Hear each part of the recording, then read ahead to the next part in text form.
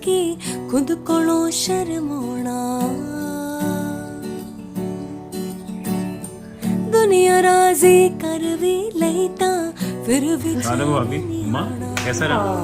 मैंने कहा आज बस फेस बहुत अच्छा, सीरियसली फेस के साथ ज़्यादा जरूरी है कि आपकी स्माइल भी अच्छी हो। और अरे तो बदल गई आप बिल्कुल। बदल गई क्या करवाया पता है आपको? हाँ मुझे पता है। मुझे ना बहुत सारे क्वेश्चंस आ रहे थे शॉर्ट शर्ट्स के बारे में और मुझे शर्ट का ये अपना ड्रेस रिपीट भी इसलिए किया था कि मैं आप लोगों को दिखाऊंगी। इसलिए आ गया हाथ में भी।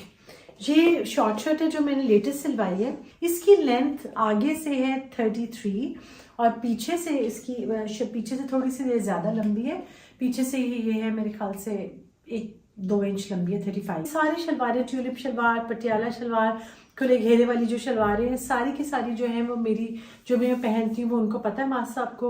और ईद के लिए मैंने अपनी 2-3 जो फ्रेंड्स हैं उनके साथ मैंने मशवरा, जिनको कपड़ों का बहुत पता है, करके एक डिटेल रिपोर्ट तैयार करूंगी, फिर मैं आप लोगों के साथ शेयर करूंगी बहुत जल्दी। अच्छा जी, मुझे थोड़े से स्किन केयर का और वो चाहिए था, उसके लिए मैं आई हूँ राहिला के पास। F7 आज मैं प्रॉपर बता दूंगी कि कहाँ पर ये है। और मैं सिर्फ स्किन का नहीं है, मैं एज अ टीथ वाइटनिंग भी करवाना चाह रही थी, तो उसके लिए मैं आई हूँ। स्किन पर मैंने इस वक्त कुछ नहीं लगाया हुआ क्योंकि मुझे चेक करवाना था। आजकल तो मुझे सबसे ज़्यादा लगता है कि जो ड्राइनेस है ना उसकी वजह से कोई मेकअप भी नहीं अच्छा होता और फाउंडेशन या कोई भी बेस भी नहीं ठीक होती, तो स्किन ड्राइनेस की वजह से एक्चुअली स्किन बहुत पास्ट सी हो जाती है। तो आपको सबसे बेस्ट है कि मल्सकाइन यूज़ करें, सोप बंद करें, एंटी डैंड्रफ शैम्पू यूज़ करें बालों के लिए, ताकि क्योंकि skin is a one organ, तो वो स्कैल्प का आपको जो डैंड्रफ है उससे फेस खराब होगा। And then use emulsifying as a face wash, फिर यूज़ गुड मॉइस्चराइजर्स, पानी ज़रा अपना इंटेक अच्छा करें, पानी का इंटेक अच्छा करें। एंड रोज़ वाटर हमेशा बताते हैं 2-3 दफ़ा। कितनी माइन्यूट चीज़ों के लिए भी आती है ना, अभी छोटा सा मुझे तो लग रहा था कुछ बर्न हुआ है तो and you can also add vitamins like B complex and cervix C to your routine, that will also help you। इसके लिए आपको मैं दे रही हूँ एडवेंट है, वो आप लगाएं twice a day and then after 1 hour apply। वही बात है कि जो फेस में हम लोग स्किन और बाकी फीचर्स से होते ही है, लेकिन जो इग्नोर कर देते हैं ना दांत, या अगर आपके कलर ख़राब हो रहा है कुछ, और मैं हर वीडियो में बताती हूँ मैं चाय बहुत ज़्यादा पीती हूँ, तो एक्चुअली जो टी स्टेन्स हैं वो भी आपकी शक्ल को ख़राब ही कर रहे होते हैं, तो और अनहाइजीनिक भी लगता है। तो अभी मैं स्किन केयर के लिए तो आती हूँ डॉक्टर राहिला के पास, लेकिन आज मैं स्पेशली आई हूँ अपने दांतों के लिए, अपने टीथ केयर के लिए, टूथ केयर के लिए, और वो मैं अभी आपको करवाने के बाद दोबारा दिखाती हूँ कि क्या डिफरेंस आया। वैसे आएगा डिफरेंस बहुत, मैंने दांत बिल्कुल ख़राब किए हुए हैं चाय के लिए। होता ये कि उसकी वजह से आपके दांतों में स्मेल भी आती है मुँह में, ठीक है, गम आपके नीचे चले गए, गम इन्फेक्शन होना स्टार्ट होगी, गम ब्लीडिंग, जिंजिवाइटिस वगैरह भी उससे हो जाता है, और in the long run infection वगैरह भी होता है, ठीक है। अभी हम जब ये करेंगे, डीप स्किनिंग आपकी होगी, तो आपको लगेगा कि जैसे आपके दांत खाली हो गए हैं, ठीक है। हो सकता है आपको लगे कि मेरे दांत तो हिल भी रहे हैं या गैप आ गया है, ये सब नॉर्मल है, ठीक है। ये ऐसी है जैसे आपने एक जगह की सफाई की, बुखारी लगती है, ऐसा तो नहीं है कि उठना शुरू हो जाता है दोबारा शफाई, ऐसा तो नहीं होता, आपको आइडिया, ठीक है। और प्रोसीजर में कोई पेन नहीं होगी आपको, ठीक है, नहीं वैसे पेन का प्रोसीजर नहीं होगा, बस थोड़ा सा आपको की आवाज़ आएगी, वो शायद थोड़ा सा नॉय करे, और थोड़े से स्प्लैशेस होंगे पानी शानी के, ठीक है। बेटा वाइटनिंग में क्या करते हो आप? नहीं, वाइटनिंग में करवा दूँ, क्यों करवा लो? वाइटनिंग में वैसे ब्लीचिंग होती है, वो एक कॉस्मेटिक प्रोसीजर में आ जाता है, ठीक है। आइडियली स्केलिंग करवानी होती है, वाइटनिंग हर बंदे की अपनी प्रेफरेंस पे होता है, ठीक है। लेकिन स्केलिंग ये कि 6 मंथ्स के बाद या 1 ईयर में एटलीस्ट एक दफ़ा होनी बहुत ज़रूरी होती है ओवरऑल हेल्थ के लिए। चलिए फिर वो नेक्स्ट टाइम करवा लेना मम्मा। सालों को मम्मा कैसा रहा? मैंने कहा आज अपने फेस का बहुत अच्छा, सीरियसली फेस के साथ ज़्यादा जरूरी है कि आपकी स्माइल भी अच्छी हो। और अरे तो बदल गई आप बिल्कुल। हाँ, बदल गई होगी क्या करवाया पता है आपको? हाँ मुझे पता है। लेकिन बहुत मजा आया रिलैक्सेशन में। अच्छा ये भी मुझे ना जो लोग आपको राहिला को पता है कि मैं इतनी वहमी हूँ ना, मुझे इतना डर लगता है मुझे तो मैं पता है। हर जगह पर बिल्कुल नहीं जा सकती। और ये फर्स्ट टाइम है कि मैं डेंटिस्ट के पास अकेली बैठी हूँ, वरना मैं इनको बता रही थी, मुझे हमारी फ्रेंच डॉक्टर थी जो कुलिकारो बोलती थी, उसके साथ पूरा टाइम आबिद के साथ में रहती थी, तो मैं आबिद का हाथ पकड़ के रखती थी। यानी कि इधर आप मेरे बगैर आ सकती हैं। गुड टू नो दिस यार। अब तो आपको कैसे एक्सपीरियंस रहा? बहुत अच्छा, क्लीनिंग एंड बहुत क्लीनिंग और वो और बगैर पैनिक के और बहुत रिलैक्स होके, वैसे बहुत अच्छा है। डॉक्टर बीरा वेरी गुड। मैं 2-3 दफा अंदर आया, लेकिन मैंने दरवाजा आराम से बंद कर दिया। मैंने कहा आप रिलैक्स कर रहे हो। हाँ, लेकिन एक इतनी अच्छी फीलिंग आ रही है फ्रेशनेस की, और वो ना बिल्कुल नहीं फील हो रहा है कि कुछ भी करवाया है मैंने, कोई ठंडा गर्म वगैरह भी कुछ नहीं मुझे। Thank you. अब तो बिल्कुल एक अच्छा सा टाइम स्टार्ट हो गया। मैं मेरा राहिला के पास मैं चाय पीने लगी हूँ और हर चीज़ बिल्कुल अच्छा। राहिला का ये आबिद के इनके ना दूध वगैरह सब कुछ है बिल्कुल ताज़ा और अच्छा आता है, और खीर है और हम चाय पीने लगे हैं। सब कुछ मैं इसलिए दिखाती हूँ क्योंकि इतना अच्छा सब कुछ साफ सुथरा है। और ये डॉक्टर आई जी F7। अब नमाज साहब के पास जाऊंगी और आपको बताती हूँ अपना एक्सपीरियंस आज डॉक्टर राहिला की तरफ कैसे आना हुआ। अच्छा जी, क्योंकि पता मैं घर से निकली तो मैं आबिद से बातें गाड़ी में करने लग पड़ी, और मैं जो वो वाला जो स्टार्टिंग में बता नहीं सकी कि क्या आज होने वाला है और कैसे, क्योंकि जब मैंने आज डॉक्टर राहिला के पास जाना था, जो कि मेरे लिस्ट में बहुत दिन से था, जब से मैं लाहौर गई हुई थी, मुझे कुछ चीज़ें अपनी था फॉलो अप के लिए। आबिद ने भी कुछ, मैं दिखाऊंगी, आबिद के भी यहाँ पे कुछ थे इस तरह के मोल्स और ये चीज़ें जो कि क्लियर कराना ज़रूरी था, वो करवाई। वो तो पहले की करवाई थी, लेकिन आज फॉलो अप था उनका, और इतना फ़र्क पड़ा है ना आबिद की वो सारी उसमें जो, क्योंकि आहिस्ता आहिस्ता विद एज उनके वो जो ब्लैक स्पॉट्स थे वो बढ़ते चले जा रहे थे। आबिद आपको कैसा लगा? मुझे तो इधर भाभी के पास आके वैसे ही बहुत अच्छा लगता है, बेटा भी था उनका। हाँ, तो मुझे ना स्किन भी दिखानी थी, क्योंकि मैंने ना मुझे ज़रा सा यहाँ पे कुछ फील हो रहा था, नहीं मैं उसके अभी मुझे मेडिसिन ले देना, यहाँ पे मुझे कुछ छोटे छोटे से कुछ दाने से फील हो रहे थे, वो मैंने दिखाने थे। और साथ में डॉक्टर राहिला के पास ही डेंटिस्ट भी हैं जो उनके बेटे हैं, और वो भी आपको जो भी दांतों से रिलेटेड कुछ भी बात हो वो भी आप दिखा सकते हैं। तो मैंने दोनों कामों के लिए एक्चुअली आई थी। मैंने अपने स्केलिंग वगैरह करवाई, सारे दांत वगैरह क्लीन कराए, क्योंकि मैं चाय पीती हूँ और वो सब तो मुझे था कि ज़रा क्लियर हो जाए, वो करवाया। चाय पी बहुत मज़े की बाद में, और आबिद ने तो बहुत इन्जॉय किया। आबिद कह रहे थे, आबिद आप बच्चों का बता रहे थे, सारे उधर जो बच्चे बैठे हुए थे ना, उनके साथ आबिद ने बड़ा अच्छा टाइम स्पेंड किया, बातें करते रहे। आबिद कुछ बताओगे आप? सारे बच्चे सब बहुत अच्छे हैं और अपना काम करते हैं, अच्छा लगता है बच्चों को अपना काम करते हुए देख के, बहुत खुशी होती है। माशाल्लाह, बिल्कुल।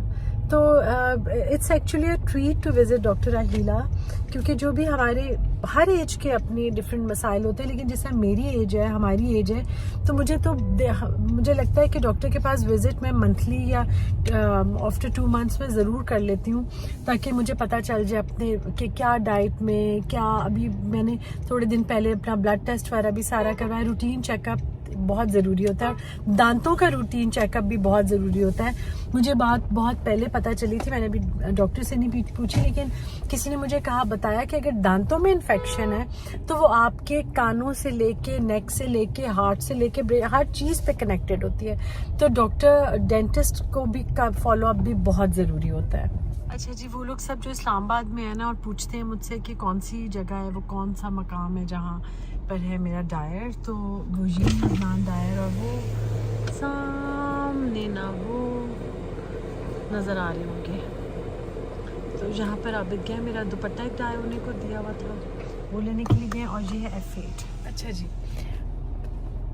पता बहुत दिन पहले से, और अक्सर एक दो बच्ची हैं जो मुझे क्वेश्चन करती रहती हैं कि आप बताएं। वैसे मैंने पहले भी इसका रिप्लाई किया हुआ है कि किस इंसान से और किस लड़के से शादी करनी चाहिए। बातें तो बहुत सारी हैं, वो इस पे भी जाएंगे, किसी दिन पूरा व्लॉग करूंगी और काफ़ी सारी बातें करूंगी इस बारे में। लेकिन ये मैं ज़रूर बता सकती हूँ कौन सा हस्बैंड बहुत अच्छा हस्बैंड होता है। वो हस्बैंड बहुत अच्छा होता है जिसको कि बीवी जो कहे वो मान जाए। बात मैं मजाक नहीं कर रही, मैं सीरियसली कह रही हूँ अब कि बात ये है कि आप अपनी वाइफ पे कितना ट्रस्ट करते हैं, ये बहुत मैटर करता है कि आप कभी कभार अपनी बीवी को जो वो आपसे बात कह रही है आप बस चुप करके मान जाएं। अब अक्सर मेरे साथ तो ये होता है कि अक्सर बाद में बात मान भी जाते हैं आप, लेकिन पहले वो कहते हैं अच्छा ये अच्छा वो, अच्छा ये अच्छा वो, ठीक है।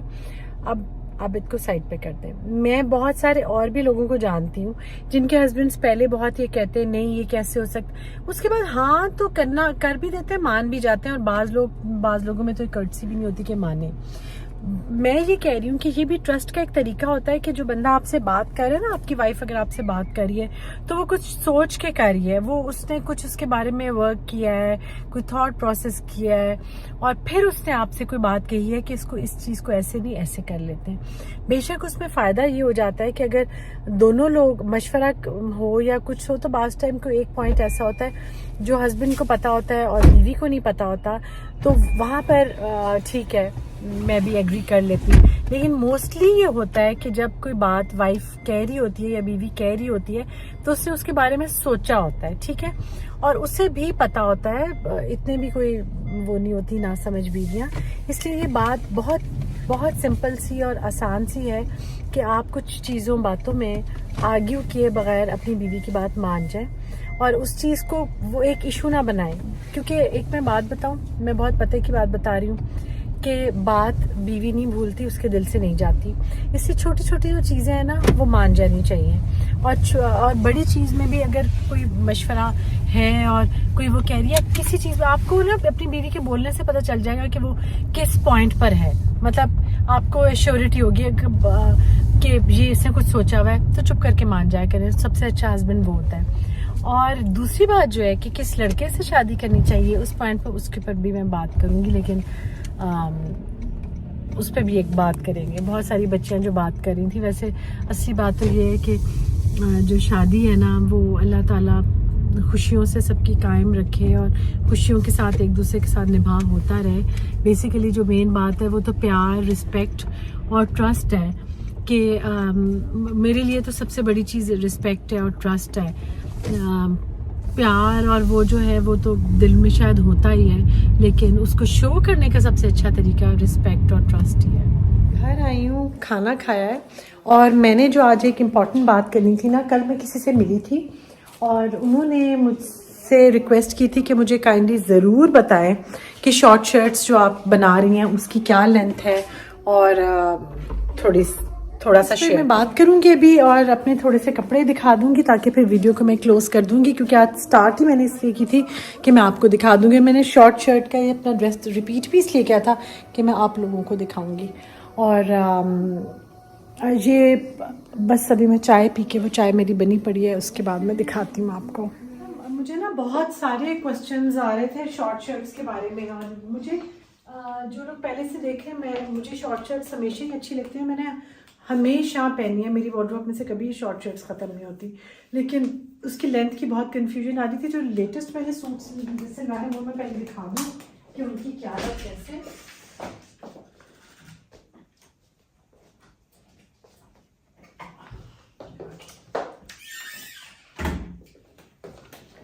अच्छा जी, ये नहीं ये तो पुराना, ये मेरा वो पश्मीना की शॉल वाला पुराना सूट है। अच्छा चलिए इसीलिए आ गया हाथ में भी। ये शॉर्ट शर्ट है जो मैंने लेटेस्ट सिलवाई है और इसकी जो लेंथ है वो है 33 या 34, इतनी रख। मुझे शॉर्ट पसंद है और साथ में शलवार इसकी जो गुड्डी काट खुले घेरे वाली बनाई है जिसके पांचे चौड़े हैं। 4 कुंदे वाली शलवार नहीं बनानी, स्ट्रेट जो खुली वाली दूसरी, मतलब पटियाला भी नहीं बनानी। जो इनके साथ मैंने बनाई हुई है, वैसे आपकी जो मर्जी आप जो मर्जी बनवाएं, लेकिन जो मैंने बनवाई है वो गुड्डी काट खुले घेरे वाली शलवार है जिसका चौड़ा पांचा है। और इस पॉइंट पे मैं कहूँगी कि मेरे मास्टर खावर जो हैं वो, उनको पता है मैं कैसा बनाती हूँ। अगर आप इस्लामाबाद पिंडी में हैं तो आप अपना सूट उनको दे दें, वो एग्जैक्टली वैसे ही बनाएंगे। ये पिन पाइपिंग के साथ ये सामने बटन है, इसको इस तरह से स्टिच करवाया मैं। अच्छा एक और चीज़, अच्छा वेलवेट के बारे में जो कह रहे थे, ये जो वेलवेट की मेरी शर्ट है ना, ये कम से कम भी 5-6 साल पुरानी शर्ट है और ये मैंने सायरा एटलाइट, जो मेरी फ्रेंड सायरा उसने बनाई थी मेरी, और इसके नीचे सारे स्कैलप्स हुए हुए हैं और ये उसने काफ़ी मेहनत से उससे बनाई है। इसकी लेंथ आगे से है 33 और पीछे से इसकी पीछे से थोड़ी सी ज़्यादा लंबी है। पीछे से ये है मेरे ख्याल से 1-2 इंच लंबी है, 35 होगी इस तरह से ना। ये जो मैंने पहनी भी, ये भी शर्ट मेरी पीछे से लंबी है और आगे से शॉर्ट है, ये इसका स्टाइल है। तो इसके साथ मैंने वो ट्यूलिप शलवार बनवाई थी उन दिनों, वो जो ट्यूलिप वाला स्टाइल होता है। ये सारी शलवारें, ट्यूलिप शलवार, पटियाला शलवार, खुले घेरे वाली जो शलवारें हैं, सारी की सारी जो हैं वो मेरी, जो भी मैं पहनती हूँ वो उनको पता है। मास्टर साहब को, आप मास्टर खाबर को उनका नंबर मैं दे दूँगी, आप उनसे सिलवा सकते हैं। और ईद के लिए मैंने अपनी 2-3 जो फ्रेंड्स हैं उनके साथ मैंने मशवरा, जिनको कपड़ों का बहुत पता है, करके एक डिटेल रिपोर्ट तैयार करूँगी, फिर मैं आप लोगों के साथ शेयर करूँगी बहुत जल्दी इंशाल्लाह ताला। तो मोस्ट प्रॉबेबली मेरे ख्याल से मुझे हफ्ता 10 दिन लगेगा, मैं उसके बारे में बात हम लोग करेंगे। और फिर बात यह है कि नेक्स्ट मंथ तक डिज़ाइनर्स भी अपने कपड़े लॉन्च करना शुरू कर देंगे फरवरी के मिड में। इस दफ़ा मैंने सुना था फरवरी फर्स्ट वीक से डिज़ाइनर्स के कपड़े आ रहे हैं, क्योंकि 2nd में अब 27 को शब महराज है और 15 फरवरी को मेरे ख्याल से शब बारात है और फिर उसके 2 वीक्स के बाद ईद है।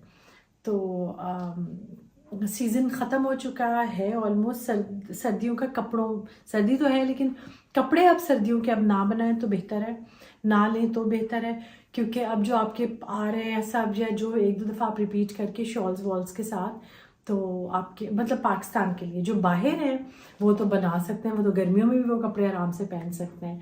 तो ये मेरी छोटी सी तकरीर थी जो मैंने करनी थी कपड़ों के बारे में। और कल ये है कि कल मैं महाराजा, मैंने जाना है, कुछ शॉल्स नहीं ख़रीदनी है, बाहर वालों के लिए भेजनी है मैंने, जो बाहर मेरे बहुत प्यारे सब्सक्राइबर फैमिली, जो शॉल्स मैं आपको दिखाऊंगी, लेकिन महाराजा अंदर से लेकर अभी नहीं दिखाऊंगी क्योंकि वो फिर बहुत रिपीटेडली बहुत ज़्यादा होता जाएगा। तो इंशाल्लाह ताला कल मिलेंगे।